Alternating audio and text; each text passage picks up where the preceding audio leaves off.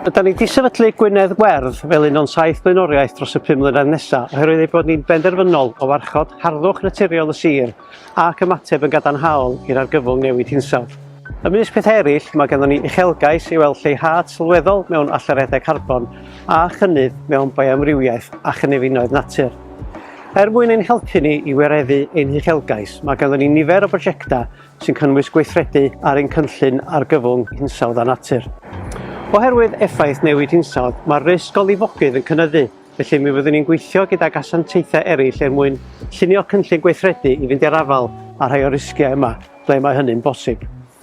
Wrth ystyried yr ymgylchedd, mae hi'n bwysig ein bod ni hefyd yn cynyddu'r lefelau ailgylchu ac yn cadw ein cymunedau mlaen ac yn daclus. Mi fyddwn ni'n edrych yn ofalus ar sut ydym ni'n gwneud hyn, a gyda chefnogaeth pobl y sir yn ceisio gwella pethau ymhellach. Mae ffordd rydym ni'n teithio gwmpas hefyd yn bwysig. Rydym ni am wella'r llwybrau cerdded a beicio yn y sir mwyn gwneud hi'n haws i bawb gadw'n iach a lleihau allariadau carbon.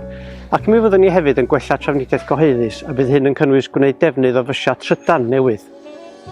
Mae'n bwriad ganddo ni hefyd i lunio cynllun datblygu lleol newydd fydd yn cyfarch nifer o anghenion trigolion y sir am y 15 mlynedd nesaf.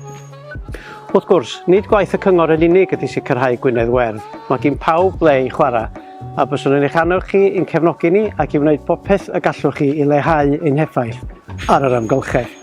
Diolch am wylio, cadwch olwg am fwy o wybodaeth a fideos am gynllun y cyngor ar ein cyfryngau cymdeithasol dros yr wythnosau a'r misoedd nesaf.